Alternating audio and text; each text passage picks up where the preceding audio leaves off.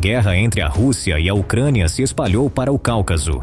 Kiev direcionou sua doutrina militar contra o líder checheno Ramzan Kadyrov, que é visto como o aliado mais próximo do presidente russo Vladimir Putin. Relatos sobre o bombardeio de uma delegacia de polícia chechena perto de Grozny começaram a circular. Essa notícia chocante deve ter abalado seriamente Ramzan Kadyrov, considerado o filho adotivo de Vladimir Putin. Agora, vamos analisar todos os detalhes desse incidente crítico na Chechênia e descobrir como a guerra entre a Ucrânia e a Rússia se desenrolará após atingir Kadyrov. Mas antes, não se esqueça de se inscrever no nosso canal, ativar as notificações e deixar um like para se manter atualizado com o nosso conteúdo. Vamos começar! O chefe da região da Chechênia, na Rússia, anunciou que um ataque com drone ucraniano atingiu uma delegacia de polícia em Grozny, ferindo pelo menos 4 pessoas. Em uma declaração em sua conta nas redes sociais sobre o incidente na capital regional Grozny, Ramzan Kadyrov disse que o drone danificou o telhado e as janelas do edifício e causou um incêndio.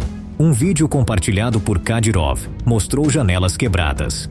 Além de compartilhar esse vídeo, o presidente checheno Ramzan Kadyrov confirmou em outra declaração que o único drone capturado na região foi abatido sobre os prédios do Regimento Especial de Polícia do Ministério do Interior na cidade de Grozny.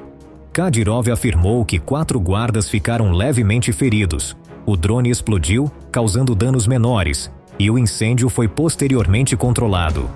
Ramzan Kadyrov acrescentou que este foi o segundo ataque a uma delegacia de polícia na região neste mês. Em outubro, o telhado de um centro de treinamento militar em Gudermes, na Chechênia, foi incendiado. Acredita-se que tenha sido o primeiro ataque com drone ucraniano na Chechênia desde o início da guerra, em fevereiro de 2022. O líder checheno Ramzan Kadyrov relatou que um drone atingiu o telhado de uma instalação policial. No entanto, não estava claro se o mesmo prédio ou outro estava envolvido no último ataque. Kadyrov tem sido um defensor vocal da guerra de Moscou e enviou tropas para a Ucrânia, a cerca de 1.000 quilômetros de distância, para lutar ao lado das forças russas. Mas os ucranianos enviaram uma mensagem muito forte a Kadyrov com seu ataque de drone em Grozny. Essa mensagem também foi um alvo indireto a Putin. Portanto, houve uma preocupação profunda do lado russo sobre esse ataque supostamente organizado pelas Forças Armadas ucranianas. O Ministério da Defesa russo também fez avaliações importantes sobre esse assunto. O ministério relatou que um drone foi abatido na Chechênia, 4 em Kursk, 3 na Ossétia do Norte e 8 na Crimeia ocupada pela Rússia. Parece que a Ucrânia conduziu uma operação aérea massiva, particularmente na Chechênia. Por outro lado, Sergei Manyailo, chefe da República Russa da Ossétia do Norte Alânia, informou que nenhum dano ou vítima foi relatado no ataque com drone no distrito de Mozdoksk, no norte da região. Essa declaração, no entanto, aumentou as preocupações russas sobre os ataques. Não houve uma declaração clara das autoridades ucranianas sobre esse ataque com drone, que assustou tanto a Rússia quanto a Chechênia. Alguns oficiais militares ucranianos negaram à imprensa qualquer envolvimento no ataque em Grozny. As autoridades não reconheceram o ataque, mas o líder checheno Ramzan Kadyrov e seus comandantes responsabilizam diretamente a Ucrânia pelo ataque com drone em Grozny. Mas será que o líder checheno Ramzan Kadyrov está planejando alguma ação contra esse ataque? Fontes próximas a Kadyrov relataram que o líder checheno prometeu vingança após o ataque impressionante em Grozny. Sugere-se que Kadyrov irá vingar esse ataque e até mesmo a Rússia tomará medidas para retaliar. A mídia chechena também começou a divulgar notícias nesse sentido. Chega-se a prever que a Rússia usará o míssil Oreshnik a esse respeito. O porta-voz do Kremlin, Dmitry Peskov, disse recentemente que a Rússia responderia ao uso de mísseis Atacms fornecidos pelos Estados Unidos à Ucrânia. Autoridades de defesa russas afirmaram que os mísseis foram usados em um ataque a um aeroporto russo na cidade de Taganrog na quarta-feira. Agora, após os ataques com drones em Grozny, espera-se que a Rússia traga o Oreshnik de volta ao foco. Peskov parece ter dado sua aprovação. Mas o que importa é o que Putin, que tomará a decisão final, dirá. Há grupos que acreditam que o líder russo não deixará Kadyrov, a quem ele vê como seu filho espiritual, sozinho e, portanto, ordenará um ataque de retaliação contra a Ucrânia. Outros acreditam que Putin não reagirá de forma muito severa. Então, se o exército ucraniano assumir a responsabilidade por este ataque, diante da possibilidade de uma retaliação Kadyrov-Putin, Kiev terá medo dessas ameaças ou manterá sua postura resoluta contra a operação de invasão da Rússia? Na verdade, tivemos a resposta para essa pergunta em outubro. Naquela época, a mídia estatal russa relatou que um soldado russo foi eliminado em um ataque a um comboio militar na Chechênia. Agressores não identificados atacaram o comboio nos arredores de Grozny, capital da Chechênia, localizada no montanhoso Cáucaso Norte da Rússia. A agência estatal de notícias RIA Novosti confirmou que a unidade local da Guarda Nacional Russa, Rosgvardia, relatou o ataque ao comboio nos subúrbios de Grozny. Após esse ataque inesperado, foi revelado que 2 soldados ficaram feridos. Após o ataque, o líder checheno, Ramzan Kadyrov, novamente prometeu vingança e emitiu mensagens culpando o lado ucraniano pela situação. No entanto, as ameaças de Kadyrov se mostraram ineficazes após o último ataque em Grozny. Os soldados de Kadyrov, que já estão lutando pela Rússia, também não atendem às expectativas, assim como seu líder, porque até mesmo Akhmat, uma das unidades de elite chechenas, não consegue deter o avanço do exército ucraniano. E por que esses soldados estão falhando e obtendo resultados desastrosos, assim como seu líder Kadyrov? Os combatentes chechenos que lutam pelo exército russo em Kursk parecem compartilhar o mesmo problema principal. O problema dos combatentes chechenos não é ajudar o exército russo, mas tentar de alguma forma escapar da região ou salvar suas próprias vidas.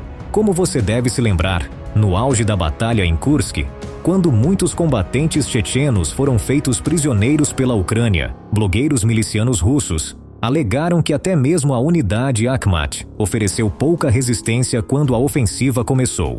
Posteriormente, também foi observado que as forças chechenas que lutavam pelo exército russo estavam saqueando na área. Foi notável que os soldados chechenos estavam cuidando de seus próprios interesses em vez de lutar pela Rússia. Após esses casos notáveis chegarem à tona, revelou-se que houve um aumento no número de soldados de Ramzan Kadyrov se rendendo ao exército ucraniano. Em vez de lutar, os soldados de Kadyrov preferiram se render às forças armadas ucranianas para salvar suas próprias vidas. Isso levou a uma desintegração séria dentro do contingente checheno que luta pelo exército russo e a uma perda de confiança em Kadyrov. Em uma tentativa de eliminar essa tragédia e escândalo, o comandante checheno Apti Alaudinov fez declarações inacreditáveis sobre os combatentes chechenos que se renderam ao exército ucraniano. As declarações interessantes de Apti Alaudinov revelaram claramente a estrutura das unidades militares adicionais dentro do exército russo. O comandante checheno Apti Alaudinov criou uma tensão inaceitável ao afirmar que os combatentes chechenos que se renderam voluntariamente às forças ucranianas em 15 de setembro não mereciam viver e que deveriam fazer o máximo para morrer. Alaudinov enfatizou que prisioneiros chechenos feridos deveriam ser libertados, mas aqueles que se renderam sem lutar deveriam tentar o suicídio. O comandante já havia negado as alegações de que combatentes chechenos haviam sido feitos prisioneiros durante os combates no distrito de Kursk. Agora, com essas declarações, Alaudinov estava abandonando seus próprios soldados à morte por ordens de Kadyrov. Dado esse posicionamento do comandante checheno, que surpreenderia até mesmo Putin, não é de se estranhar que as tropas de Ramzan Kadyrov tenham fracassado no distrito de Kursk. Recentemente, alega-se que cerca de 1.000 soldados chechenos se renderam ao exército ucraniano. Como vimos, o comando militar checheno não se importa de forma alguma com seus soldados que lutam em nome do exército russo. Portanto, os combatentes chechenos não têm outra escolha senão buscar refúgio no exército ucraniano. Esse é o principal motivo pelo qual as notícias sobre os combatentes de Kadyrov aparecem com menos frequência nos noticiários. Tudo isso sugere que, com as mensagens de vingança de Kadyrov, após o recente ataque em Grozny, o impacto dos soldados chechenos que poderiam ser enviados para lutar contra a Ucrânia será bastante fraco. O lado ucraniano também está ciente dessa fragilidade de quaisquer novas tropas chechenas que possam chegar às frentes de batalha. Por esse motivo, Kiev possui uma linha de rendição muito importante que atende não apenas soldados russos, mas também combatentes chechenos que desistiram de lutar nas linhas de frente. Nos últimos dias, o projeto Quero Viver, uma iniciativa estatal ucraniana lançada em setembro de 2022 para soldados russos e chechenos que se rendessem, foi novamente destacado. O projeto oferece uma tábua de salvação para todos os cidadãos do país, incluindo soldados russos e chechenos que lutam pelo Kremlin. Ao mesmo tempo, fornece uma rendição segura para os soldados que se rendem, em troca de tratamento humano, sob a supervisão da Cruz Vermelha. De acordo com uma declaração recente do projeto, soldados russos e chechenos enfrentam cada ataque como se fosse o último, sabendo que ninguém virá buscar os feridos. Ninguém os resgatará. Ninguém os ajudará. Em vez de rádios e kits de primeiros socorros adequados, as forças russas carregam instruções sobre como se matar com uma granada, fornecidas antecipadamente por seus grandes oficiais políticos inchados. O mesmo acontece com os soldados chechenos que lutam pela Rússia. Comandantes russos frequentemente pioram a situação, ameaçando seus subordinados com punições severas e até execução se ousarem se render. Também é sabido que os comandantes russos são opressores e violentos com os soldados chechenos.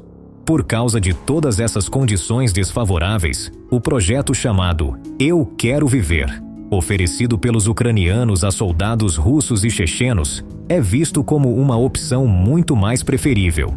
Por outro lado, outra opção preferida pelos soldados de Ramzan Kadyrov é lutar pela Ucrânia. Sim, você não ouviu errado. Existem milhares de soldados chechenos lutando pela Ucrânia. Enquanto os apoiadores do líder checheno Ramzan Kadyrov permanecem leais ao Kremlin, outros chechenos veem a guerra como uma oportunidade de derrotar a Rússia e recuperar sua independência. Esses combatentes desempenham um papel importante na estrutura de comando ucraniana.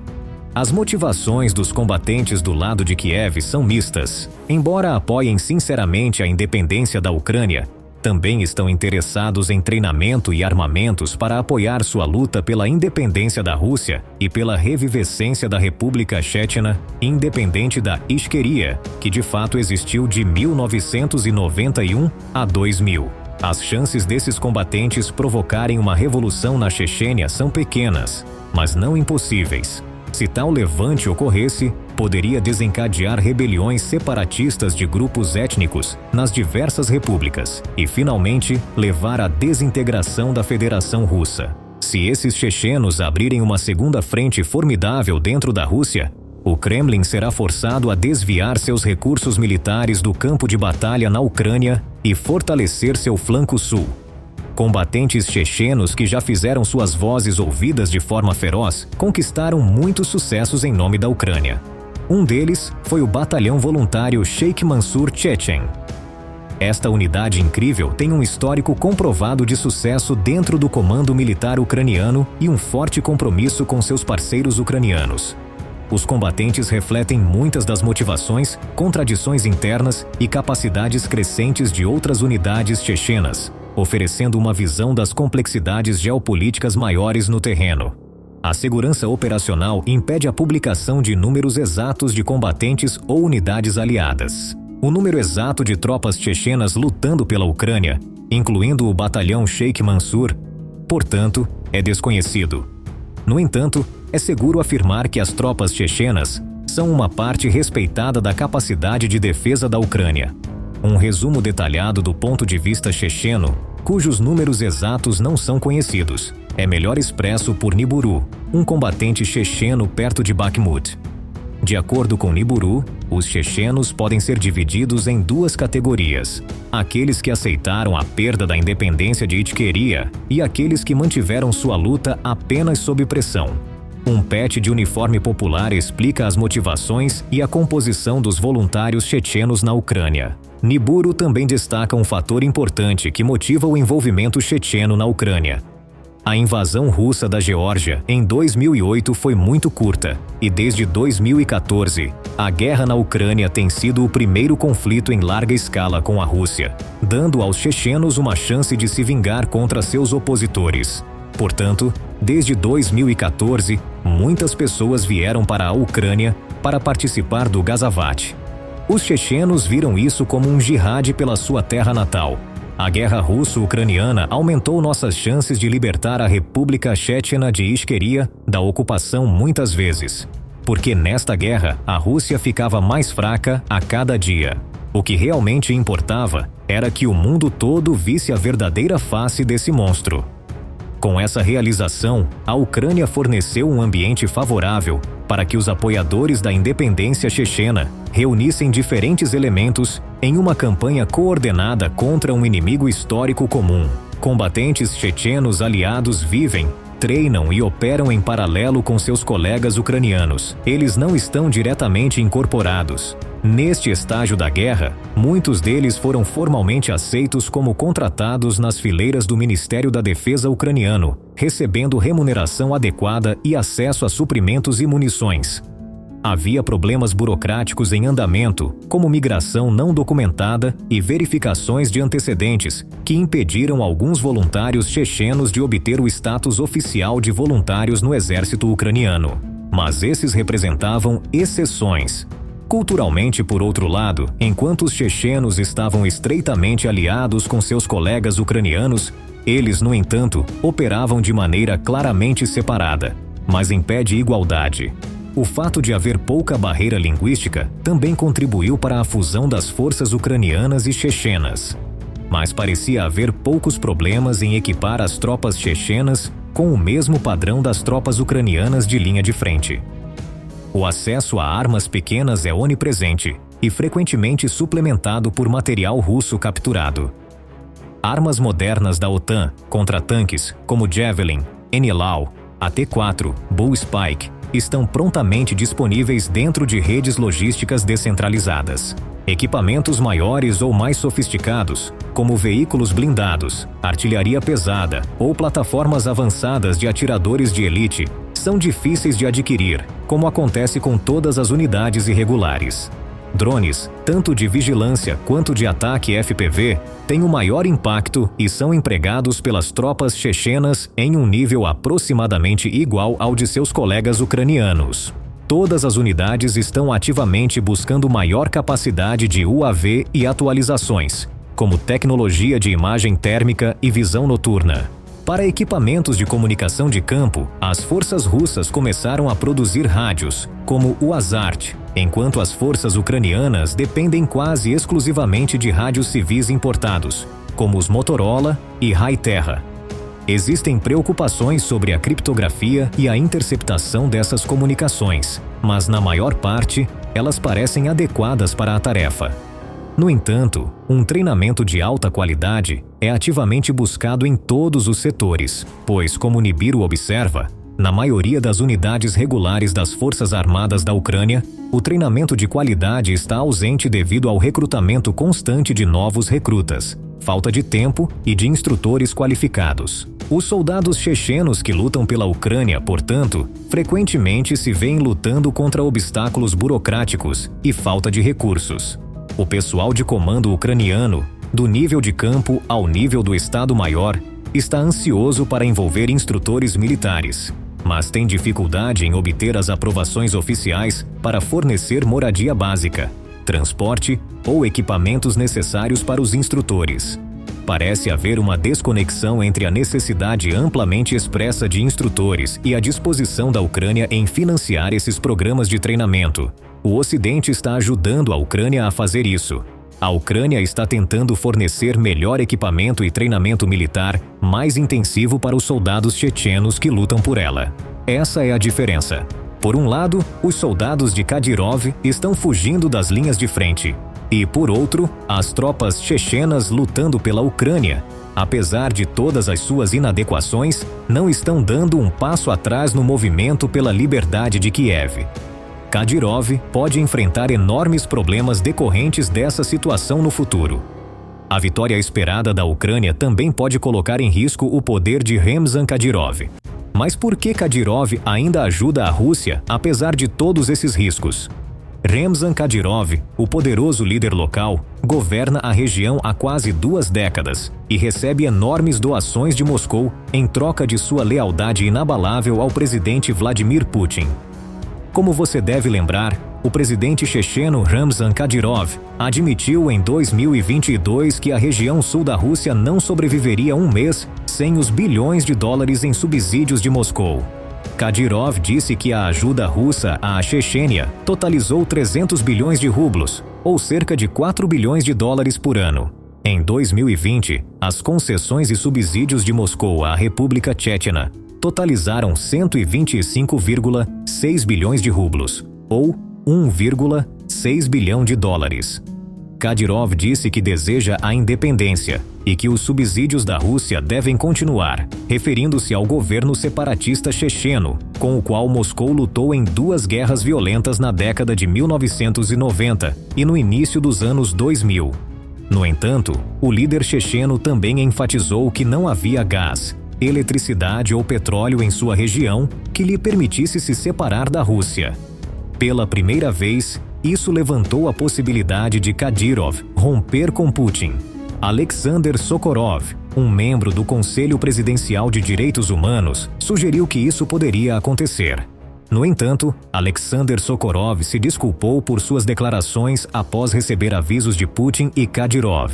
Até agora, Ramzan Kadyrov tem sido retratado na imprensa como um líder leal a Vladimir Putin.